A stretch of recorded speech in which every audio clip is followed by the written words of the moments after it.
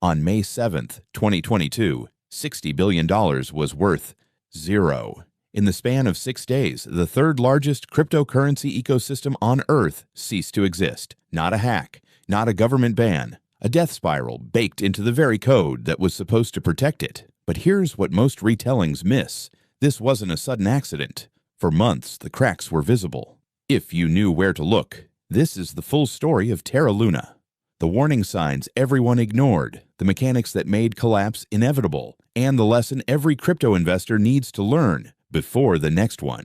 Its founder, Do Kwon, a Stanford graduate with a reputation for brilliance and arrogance in equal measure, had built something that seemed impossible, an algorithmic stablecoin called UST that didn't need dollars in a bank vault to hold its peg. The promise was seductive. Traditional stablecoins like USDC and USDT rely on actual dollar reserves, billions sitting in bank accounts, supposedly redeemable at any time. Terra's approach was different and, in theory, elegant. UST maintained its $1 peg through an arbitrage mechanism with its sister token, Luna. Here's how it was supposed to work. If UST dropped below $1, say to 99 cents, arbitrageurs could buy it cheap, burn it, and mint $1 worth of Luna. This buying pressure would push UST back to $1, and the trader pocketed the spread. If UST rose above $1, you could do the reverse. Mint UST by burning Luna, sell the UST, and profit. It was beautiful on a whiteboard, and for a while, it worked. Terra's ecosystem exploded. Anchor Protocol, the ecosystem's flagship application, offered a 20% annual yield on UST deposits. 20%. In a world where banks paid close to zero, this was a magnet. By April 2022, Terra held $40 billion in total value. UST had grown to $18 billion. Do Kwon was tweeting things like, and I quote, UST is the money that will rule the world. But here's the question almost nobody asked. Where was that 20% yield actually coming from? The answer was nowhere. Anchor was paying depositors from a reserve that was being replenished by printing more Luna. This was not sustainable. This was a Ponzi. To understand how Terra grew so massive, you have to understand the bet Do Kwon was making and why. For a while, it looked like genius. The traditional stablecoin model has a clear weakness: centralization. USDC can freeze your funds. Tether has been opaque about its reserves for years. Do Kwon's pitch was that UST solved these problems. No central issuer, no bank, just code. This resonated. Crypto natives had been burned by centralized entities before. A decentralized stablecoin was, in theory, the holy grail. And the more people used UST in Anchor and across the Terra ecosystem, the more Luna was burned to mint UST, which pushed Luna's price up. Luna went from under $1 in January 2021 to over $100 by early 2022. A 100x move in just over a year. The Luna Foundation Guard, a nonprofit created to support the ecosystem, began buying Bitcoin as an additional reserve for UST, billions of dollars in Bitcoin. The narrative was bulletproof. Terra wasn't just a project anymore, it was becoming systemic. But in the background, something was wrong. And if you looked closely at the on-chain data, you could see it months before the collapse. Anchor's 20% yield was burning through its reserve. The protocol was paying out far more than it was earning. Terraform Labs kept topping up the reserve, but the math was brutal. Eventually, the reserve would run out, the yield would have to drop. And if the yield dropped, what reason would anyone have to hold UST instead of a safer stablecoin like USDC? This was the fundamental flaw that critics, and there were critics, had been screaming about for months. In March 2022, a finance blogger named Freddie Reynolds wrote a detailed post explaining exactly how Terra could collapse. Do Kwon's response became legendary. I don't debate the poor. That was Do Kwon's response to a detailed, data-backed critique of his life's work. Not a rebuttal, not an explanation, a dismissal. In hindsight, this moment captured everything that was about to go wrong.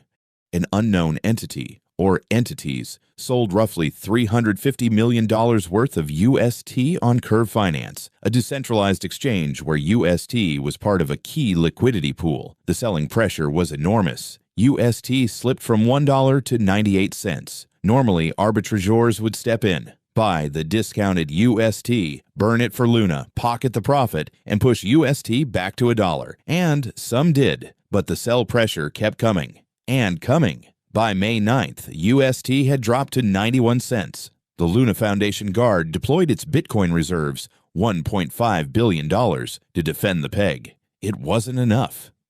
Here's the technical detail most retellings gloss over. The death spiral wasn't just about market panic. It was mechanical. When UST falls below $1, the protocol mints more Luna to absorb the UST being redeemed. That's the arbitrage mechanism.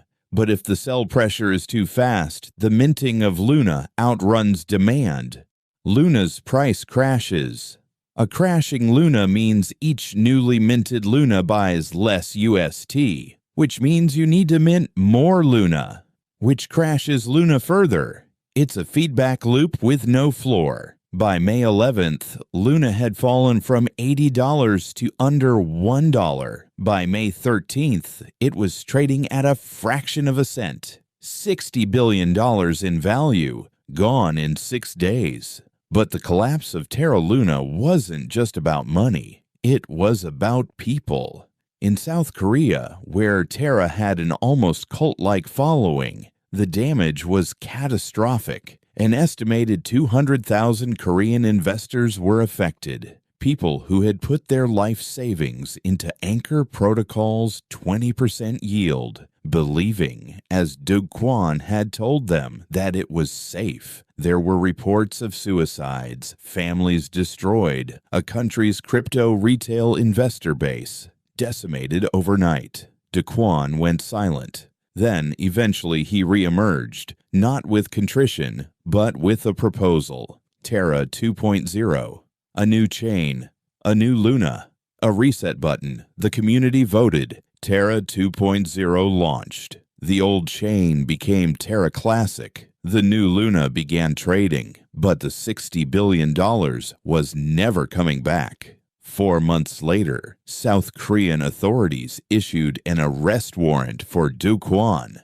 He fled. He was eventually caught in Montenegro in March 2023, attempting to board a flight with falsified documents. He's currently serving a prison sentence there, with both South Korea and the United States seeking extradition. So what does this story actually teach us? Not the generic takeaway about crypto being risky. Everyone already knows that. 3 specific lessons that most investors still ignore. First, if the yield is unsustainably high, the yield is the product, and you are the exit liquidity. Anchor's 20% wasn't generated by productive loans or real economic activity. It was generated by printing tokens. Whenever you see a yield above what traditional finance offers, ask one question: where is this money actually coming from?